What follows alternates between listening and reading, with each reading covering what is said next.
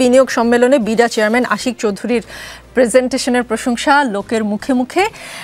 কোনো রাজনৈতিক দল যদি আজকে ক্ষমতায় থাকতো তাহলে কি এমন প্রেজেন্টেশন আমরা দেখতে পেতাম? মানে রাজনৈতিক সরকারের নিয়োগ কি কখনো এমন হয়? আপনাকে অসংখ্য ধন্যবাদ। দেখুন, এই সরকারটির দুটো জিনিস আমি খুব গভীরভাবে পর্যবেক্ষণ করছি। একটি হচ্ছে ম্যানুফ্যাকচারিং কনসেন্ট, মানুষের মত কোন দিকে যাবে, মানুষ কি বলবে, মানুষ কি ভাববে, মানুষ কি রাজনীতি দেখতে চাইবে, সেটা খুবই সুচারুভাবে ম্যানুফ্যাকচারিং কনসেন্ট যেটাকে বলা হয় সেটাই সরকার করছে। আর দুই হচ্ছে এই সরকারের পিআর অসাধারণ। সেই পিআরের ফল আসলে বাংলাদেশে আমরা কতটুকু ঘরে তুলতে পারবো সেই প্রশ্ন থেকেই যায়।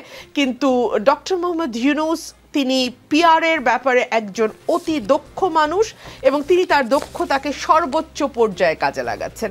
ধরুন, যেই ব্যক্তিটি বাংলাদেশে একটি অন্তর্বর্তীকালীন সরকারের প্রধান হিসেবে এসছে, আমরা যার মুখে বারবার শুনেছি তিনি রাজনীতি করতে চান না, রাজনীতির ব্যাপারে তার বিন্দুমাত্র আগ্রহ নেই, তিনি যখন ঈদের পরে হাত মেলান, ঈদের দিন সকালবেলা, তখন 5 বছর 5 বছর 3 বছর 3 বছর রব ওঠে।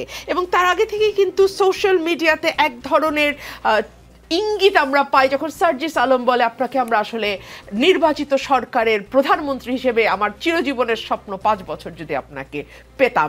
ওই যে একটা ইন্ডিকেশন, সেই ইন্ডিকেশনটা কিন্তু এখন ধীরে ধীরে বাড়ছে এবং এটি বাড়তেই থাকবে বলে আমরা মনে করছি। দেখুন, আমাদের বিনিয়োগ একটু মাঝখানে একটা প্রশ্ন করি, মানুষ কি চায়, মানুষ কি শুনতে চায়, দেখতে চায়, এটা যদি সরকার বুঝে এবং সেই অনুযায়ী কাজ করে এতে সমস্যার কি আছে? কাজ যদি করে কোনো সমস্যা নাই, কিন্তু মুশকিল হচ্ছে আপনি যদি একটা গল্প আসলে না বলেই পারছি না, আমি একটু সময় দেন আমাকে। একজন ভদ্রলোক বিয়ের পর দিন ডিভোর্স দিলেন তার ওয়াইফকে, এটা সত্য ঘটনা। তার ওয়াইফ মানে খুবই upset and depressed and she was like, এটা তুমি কেন করলে? বলছে, তুমি আমাকে ঠকিয়েছো, কারণ তুমি যে রূপটা আমাকে দেখিয়েছো এটা আসলে তুমি না। পরদিন যখন মেয়েটি তার আসল রূপে আসলো, হাজব্যান্ডের মানে দাবি ছিল যে তুমি আমাকে ঠকিয়েছো, তুমি আমাকে এই চেহারা দেখাওনি, বিয়ের আগে যতবার দেখা হয়েছে তুমি ফুল মেকআপে এসছো, আমি জীবনেও তোমাকে আসল চেহারায় দেখিনি।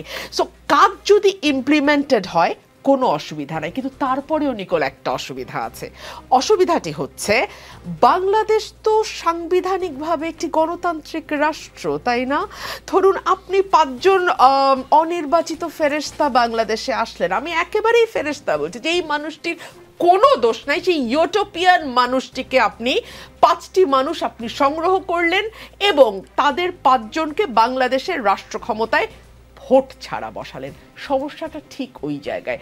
হয় আপনি সংবিধান পরিবর্তন করে এমন কিছু প্রভিশন আনতেই পারেন, মানে বাংলাদেশের মেজরিটি যদি চায় যে অসাধারণ অনির্বাচিত ব্যক্তিরা যারা বিভিন্ন ক্ষেত্রে তাদের উজ্জ্বলতার স্বাক্ষর রেখেছেন তারা বাংলাদেশকে রান করবেন, সেটা তারা সেরকম যদি বাংলাদেশের মেজরিটি চায় সেটা হতে পারে, কিন্তু এখন পর্যন্ত তো সেটা চায়নি।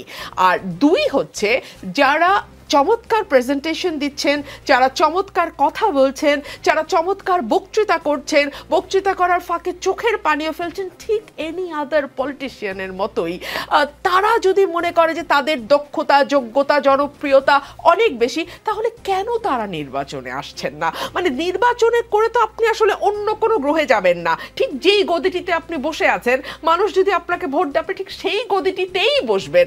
সো আমার তো মনে হয় যে নির্বাচনে আসলে কোনো আপত্তি থাকার কথা না। মানে ব্যারিস্টার রুমিন ফারহানা, আশিক চৌধুরী কেন, অনির্বাচিত সরকারের হাত ধরে যদি ফেরেশতাও আসে সেটা আপনার কাছে গ্রহণযোগ্য নয়?